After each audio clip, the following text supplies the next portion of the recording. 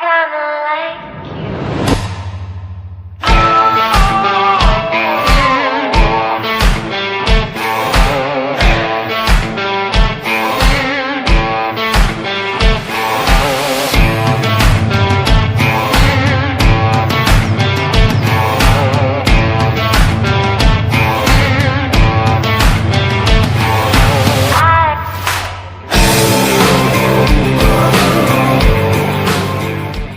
Hello everybody, welcome to the Daily Uncut. It's your boy Charlie,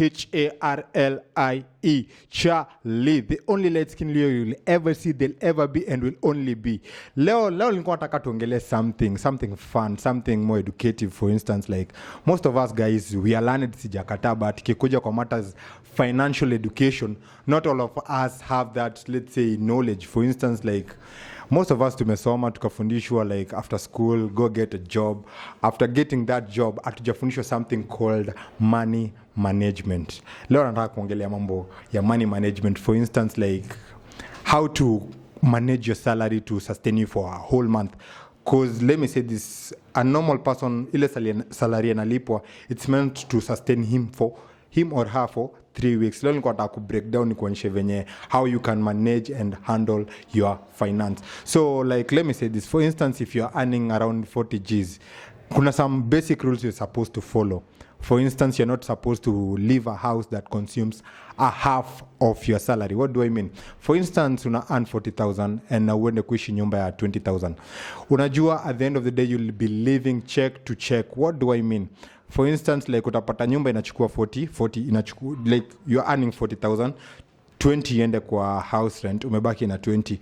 Us breaking down this money, tuseme you're supposed to eat at the end of the day, you're supposed to eat, you're supposed to, let's say, unafaa kuvaa, unafaa like, let me say this, you're supposed to invest. Because nikiangalia, if you're earning 40,000, utapata do expense nenanga kwa food ni around kitu kama 18 to 15,000. So hapo utapata umebaki na kitu kama around, let's say utumie 15,000 kwa food, umetumia 20,000 kwa rent, so umebaki na 5,000. Hii 5,000 itakusustain, hiyo pesa yenye itabaki itakuwa ni ya fair. So if you are earning 40,000, you're supposed to go to a house yenye inarenjia hapo around kitu kama 8 to 9,000. Ukienda sana 10, because ukipiga hesabu sasa vizuri utapata hapa unabaki na a good cash. What do I mean? Ukienda nyumba ya 10,000 umebaki na 30. So ukitumia like let me say this, utumie how much? Utumie kama unaishi nyumba ya 9,000, expense yako ya food iwezi kuwa more than that.